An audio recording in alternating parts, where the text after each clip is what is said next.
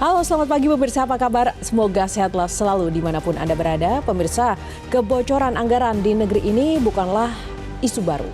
Persoalan isu itu terjadi hampir di seluruh tingkatan pemerintahan. Badan Pengawasan Keuangan dan juga Pembangunan BPKP membongkar modus yang dilakukan pemerintah daerah mencurangi anggaran yang sudah terjadi sejak puluhan tahun lalu. Lebih dari separuh perencanaan dan penganggaran Pemda tidak efektif dan tidak efisien. Nilai total ketidakefisienan melebihi 141 triliun rupiah. Beragam sistem telah dibangun, namun persoalan ini bak penyakit yang tidak ditemukan obatnya. Inilah editorial Media Indonesia edisi Sabtu 9 November 2024 dengan tema Masalah Laten Kebocoran Anggaran bersama saya Yohana Margareta. Anda juga bisa berpartisipasi dan berinteraksi melalui telepon interaktif di 0215839900. Pagi ini telah hadir bersama saya anggota Dewan Redaksi Media Group, Bung Ade Alami. Selamat pagi, Bung Ade. Pagi, Yohana. Sebelum kita bahas kebocoran anggaran, kita mau masuk dulu ke sejumlah isu utama yang menjadi headline Media Indonesia pada pagi hari ini, Bung Ade dan juga pemirsa. Yang pertama tentang peran Indonesia sikapi geopolitik dinanti. Ini terkait apa nih, Mas Ade? Ini terkait dengan kunjungan perdana Presiden Prabowo Subianto ke sejumlah negara, utamanya ke negara superpower ya, China dan Amerika. Sangat penting sekali kunjungan ini untuk menegaskan bahwa Indonesia berkomitmen untuk menjaga perdamaian dunia. Karena menjaga perdamaian dunia ini juga merupakan amanah dari konstitusi kita, Undang-Undang Dasar 45.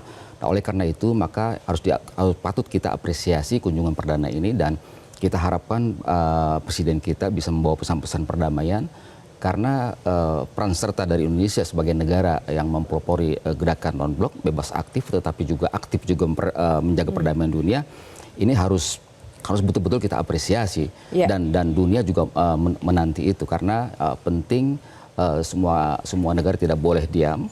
Perang di Timur Tengah semakin membara, begitu pula perang Rusia dan Ukraina juga makin membara dan ini sangat membahayakan dunia. Tidak hanya ekonomi tapi juga stabilitas geopolitik global juga sangat-sangat berpengaruh nantinya. Ya, Mas Ade, ada tanda atau simbol nggak sih ketika mungkin Pak Prabowo ke China dulu baru ke negara-negara lain, apakah itu mungkin hanya sebatas alur rute atau memang ada simbol tertentu maknanya? Ya, saya kira itu bisa kita maknai ya, bahwa China dan Amerika ini negara yang memang menjadi prioritas Presiden Prabowo ya. Karena dua negara ini dua negara yang mempengaruhi bagaimana konstelasi perdamaian dunia ini harus dijaga. Kita lihat terakhir misalnya perang Rusia Ukraina, kemudian perang di Timur Tengah ini juga luar biasa, diambang perang besar.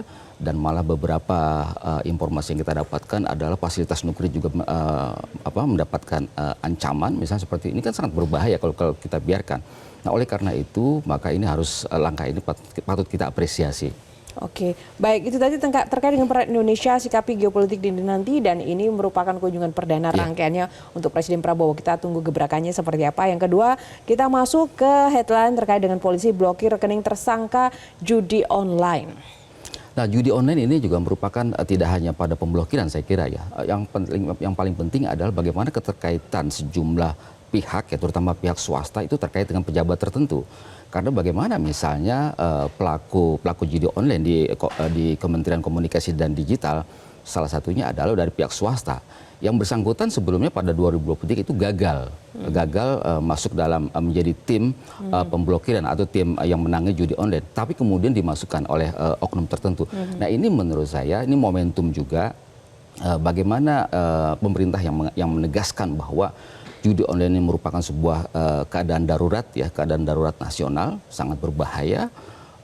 Ini harus betul-betul diungkap secara tuntas. Dan yang paling penting adalah siapa di belakang 11 oknum pegawai Komdigi ini. Pasti ada aktor intelektualnya. Mereka tidak bisa bekerja sendiri, tapi pasti ada yang menggerakkannya. Mastermind inilah yang saya kira harus diungkapkan oleh pihak kepolisian. Iya, masa negara sebesar ini kemudian tidak berani untuk memberangus para mafia judi online ya, Mas Ade ya. Kita nantikan gebrakannya juga seperti apa oleh pemerintah. Yang ketiga, ini headline terkait dengan publik kawal kasus Tom Lembong. Ya, kasus Tom Lembong ini juga menarik perhatian masyarakat ya, karena ya tidak hanya soal aliran dana, tapi juga kerugian negara juga masih belum jelas. Artinya dalam pandangan publik bahwa kasus Tom Lembong ini masih sumir ya. Kejadian 2015 kenapa baru diproses sekarang seperti itu. Dan ini masih belum banyak yang belum dijelaskan oleh Kejaksaan Agung ya. Misalnya soal aliran dana, kemudian siapa yang diuntungkan dalam kasus impor gula ini. Karena kalau kita lihat dari kebijakan impor gula ini kan semakin kemari kan dari beberapa menteri kan sangat besar juga. Nah ini kan harus ditelusuri. Nah ini juga memantik kecurigaan publik bahwa ada proses hukum yang tebang pilih yang dilakukan oleh Kejaksaan Agung. Karena beberapa kasus misalnya yang melibatkan pejabat existing hari ini misalnya beberapa waktu yang lalu sampai sekarang tidak diproses, tidak ada kabar beritanya seperti itu. Jadi menurut saya demi keadilan, kemudian juga demi kepastian hukum dan demi hukum yang bermanfaat untuk masyarakat, maka Kejaksaan Agung harus menjelaskan secara tuntas bagaimana kronologis kejadian kasus Tom Lembong ini. Dan kita patut kita apresiasi juga tim kuasa hukum Tom Lembong melakukan gugatan pra peradilan terhadap penetapan status tersangka Tom Lembong oleh Kejaksaan Agung. Jadi mari kita lihat episode berikutnya ini. Iya, karena sekarang itu zamannya pengadilan bukan hanya pembuktian fakta-fakta pengadilannya ada di ruang persidangan, tapi para netizen pun sudah bergerak ya. Ngomong fakta-fakta itu hati-hati loh, biasanya lebih ampuh ya. Betul. Baik, terima kasih Mas Ade. Itu tadi headline 3 headline utama di media Indonesia. Pemirsa, Anda dapat saksikan untuk edisi Sabtu ini e-newspaper ya, terbitannya seperti itu. Dan kita masuk ke topik utama, yaitu bedah editorial media Indonesia yang mengangkat tema kali ini masalah laten kebocoran anggaran. Sebelum ada tayangan yang ini saya putarkan, Mas Ade, apa sih yang mendasari tema ini diangkat? Ini luar biasa ya, kasus kebocoran anggaran ini bagian dari praktik rasuah ya di Indonesia yang memang semakin kemari semakin menjadi-jadi. Indonesia saya kira sudah jelas ya, sudah terang benderang bahwa posisinya adalah Indonesia dalam keadaan darurat korupsi ya. Darurat korupsi di segala lini, utamanya adalah bagaimana pengelolaan anggaran di daerah. Ini baru levelnya daerah nih. Baru levelnya daerah aja kerugian negara sekitar 141 triliun.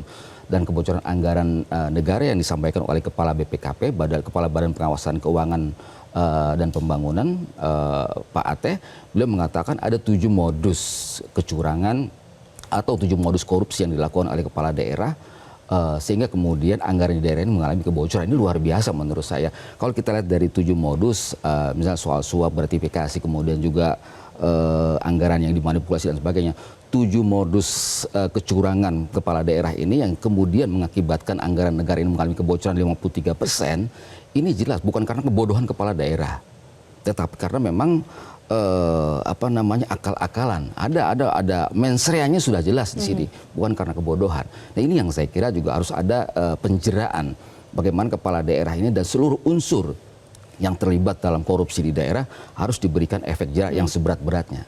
Oke, menarik sekali. Kita akan ulas lebih dalam lagi, namun sebelumnya kita akan saksikan dulu tayangan yang satu ini, pemirsa.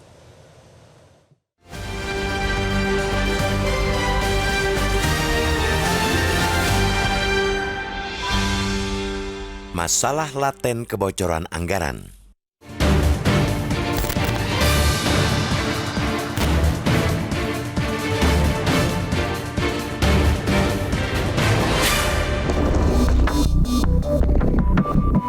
Kebocoran anggaran di negeri ini bukanlah isu baru.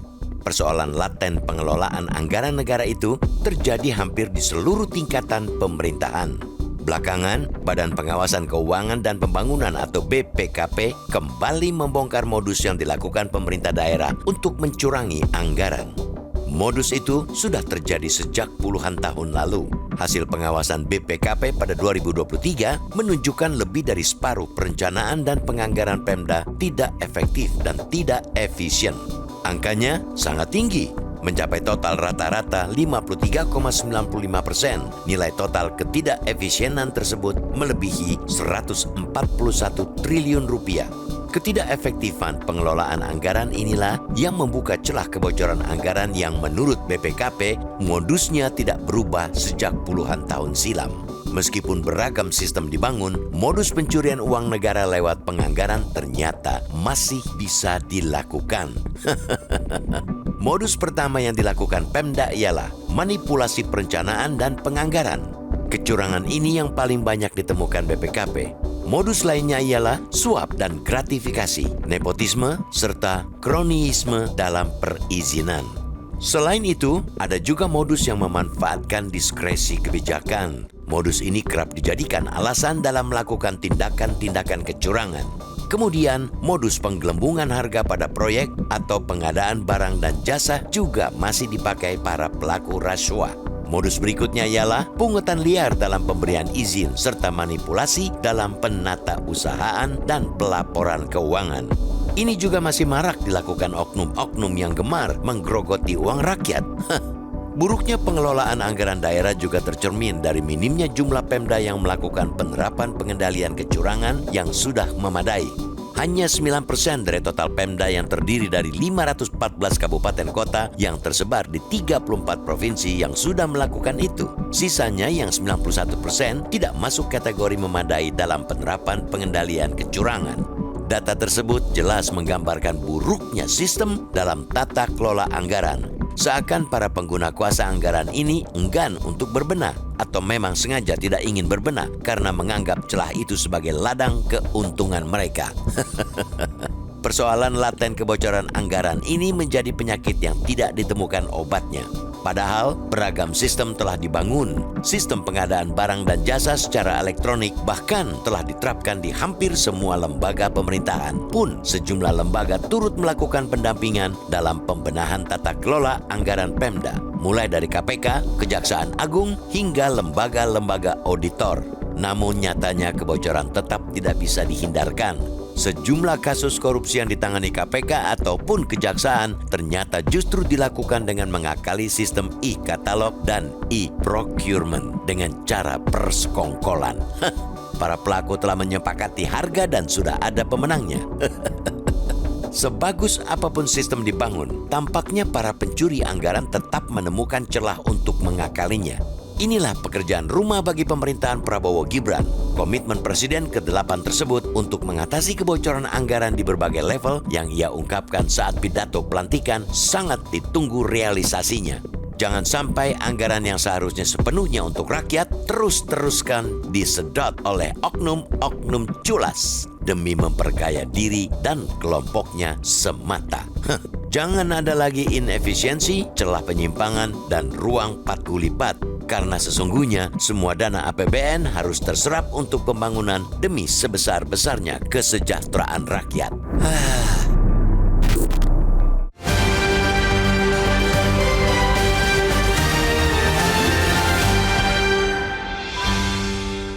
Ya pemirsa, kami ajak Anda untuk interaktif dan berpartisipasi menyampaikan pendapat Anda di 0215839900. Kami tunggu dan editorial masih akan berlanjut namun seusai jeda. Tetaplah bersama kami.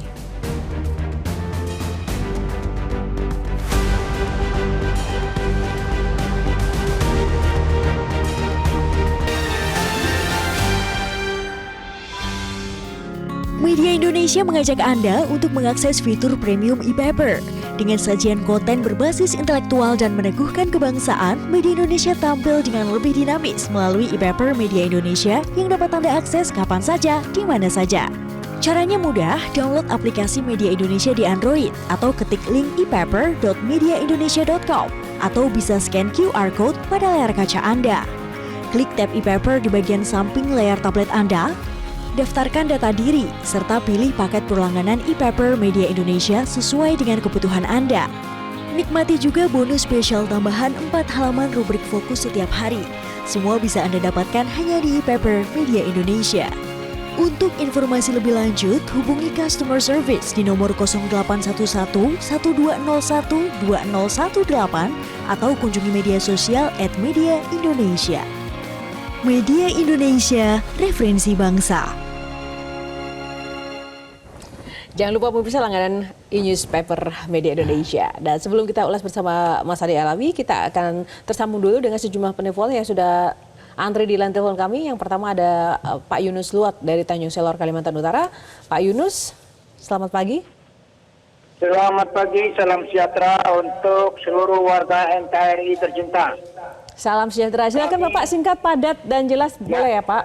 Silakan Pak. Pertama, izinkan kami sampaikan apresiasi penghargaan setinggi-tingginya kepada yang terhormat BPKP RI, Badan Pengawas Keuangan dan Pembangunan Republik Indonesia, yang menemukan adanya indikasi-indikasi terbaru lagi bagaimana kebocoran-kebocoran anggaran di seluruh daerah Ya, kita tetap berharap supaya semua petugas, pegawai di BPKP bertugas dengan sebaiknya. Jangan sampai ada lagi penyalahgunaan anggaran di daerah atau dimanapun di Republik yang kita cintai ini. Tidak ada istilah suap, gratifikasi, nepotisme, dan kronisasi dalam perizinan dan lain sebagainya. Kemudian kami juga mengapresiasi hasil-hasil yang didapat supaya bisa dikembalikan kepada kas negara untuk membangun daerah. Kemudian sejalan dengan semangat Presiden Republik Indonesia yang terhormat Bapak Haji Prabowo Subianto dan Wakil Presiden Bapak Gibran Raka Buming Raka, maka kita harus hati sepikir untuk berpikir yang terbaik, mendukung program mereka bagaimanapun untuk menyelamatkan kekayaan Republik Indonesia ini supaya betul-betul termanfaatkan bagi segenap kemaslahatan warga masyarakat kita secara keseluruhan. Baik, Khusus Pak Yunus, siap. Kalimantan Utara, Pak, mohon izin sedikit lagi. Khusus kami di Kalimantan Utara adalah perbatasan dengan Malaysia. Beranda terdepan Republik Indonesia ada dengan Malaysia supaya kita tidak diremehkan oleh negara tetangga. Ya, Maka Pak Yunus, benahi pembangunan-pembangunan yang ada di pelosok di Kalimantan Utara. Terima kasih, sukses selalu, Tuhan memberkati kita semua. Saat ini Baik, untuk amin. selalu jaga damai, aman, sejahtera. Terima kasih Pak Yunus. Dan selanjutnya kita ke Pak John Veto dari Batam. Silakan Pak John. Selamat pagi, Mbak Selamat pagi, Yohana, Pak John. Mas Ade. Ya, saya agak tersipu juga ini dengan tema yang dibedah oleh editorial ya. Temanya masalah laten, ya, kebocoran anggaran. Sebenarnya saya tidak apresiasi kepada BPKP. Ya. Tidak apresiasi, karena ini badan sudah dibentuk dari dulu. Sejak Republiknya ada, sudah ada itu. Sampai ke daerah pun ada. Ya. BPK, Badan Pemeriksa Keuangan, di orang ada, tingkat kabupaten pun ada. Tingkat provinsi pun ada.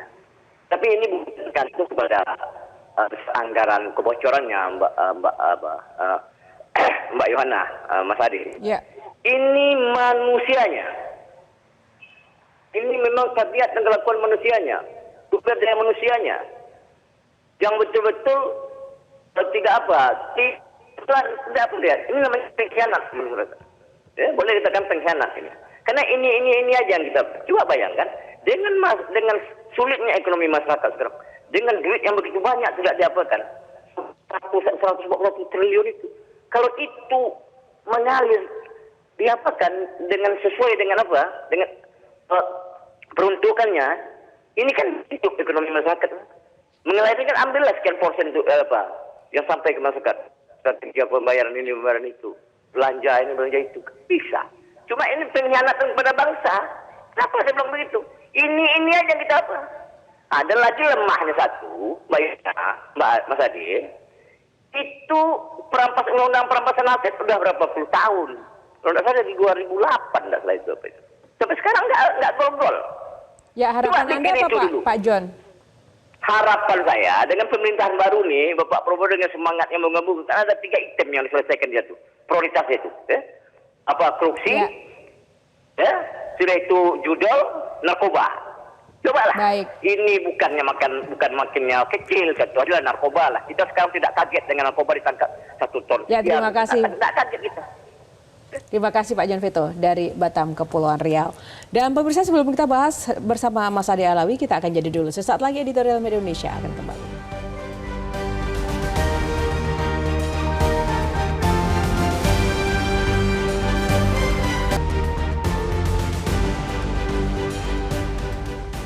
Ya pemirsa, kita akan langsung membahas bersama Mas Ade Alawi seperti apa tadi menanggapi respon warga dan harapannya. Ya, tadi disampaikan oleh Pak John Veto, misalnya ini kan problemnya pada manusianya ya. Pada manusianya, kalau pada sistemnya, pada regulasinya sudah benar ya. Kalau misalnya kita lihat dari asas-asas penyelenggaraan pemerintahan daerah, termasuk juga itu bagian dari pemerintahan negara, pada Undang-Undang Pemerintahan Daerah nomor 23 tahun 2014 itu jelas bahwa prinsip ataupun asas dari penyelenggaraan pemerintahan daerah itu adalah pertama transparansi, akuntabilitas, kepentingan umum, proporsionalitas. Jadi maksud saya harus kembali kepada ketentuan yang ada. ketentuan yang ada. Kemudian yang lain yang lebih penting adalah penjeraan. Penjeraan ini sangat penting sekali. Jangan sampai kemudian praktek rasuah ini dianggap enteng. Ini adalah merupakan kejahatan berat dan penanganannya harus luar biasa, extraordinary, tidak bisa business as usual. Kemudian yang lebih penting lagi adalah bagaimana mengatasi kecurangan ini. Mindset kepala daerah ataupun juga soal integritas kepala daerah ini harus dimulai dari rekrutmen partai politik. Partai politik harus betul-betul mencari calon kepala daerah yang memiliki kompetensi, kemudian juga kapabilitas, kemudian yang selain elektabilitas ya, juga yang paling penting ada integritas. Nah, integritas kemudian juga bagaimana kekuatan dia menjaga dirinya, menjaga amanah yang diembannya. Jabatan jangan dianggap sebagai sebuah aji mumpung untuk memperkaya diri dan kelompoknya. Nah, ini saya kira harus betul-betul upaya-upaya yang lebih serius pada posisi extraordinary. Jadi mesti ada upaya luar biasa, terlebih lagi pemerintah Prabowo ini menegaskan berkali-kali ingin membangun pemerintahan yang bersih. Pokoknya dalam hal ini, apapun masalah di negara ini memang nggak bisa dengan cara biasa. Betul, harus luar biasa. Terima kasih Mas Ade untuk ulasannya di editorial Media Indonesia pada pagi hari ini. Dan pemirsa, sebagus apapun memang sistem yang dibangun, para pencuri anggaran tetap menemukan celah. Inilah pekerjaan rumah bagi pemerintahan Prabowo Gibran. Jangan sampai anggaran yang seharusnya sepenuhnya untuk rakyat terus-terusan disodet oleh oknum-oknum culas demi memperkaya diri dan juga kelompoknya semata. Jangan ada lagi inefisiensi setelah juga ada penyimpangan dan juga ruang gulipat karena sesungguhnya semua dana APBN harus terserap untuk pembangunan demi sebesar-besarnya kesejahteraan rakyat. Inilah editorial pada pagi hari ini, semoga bermanfaat. Saya Yohana Margareta undur diri, terima kasih atas kebersamaan Anda. Selamat pagi, sampai jumpa lagi.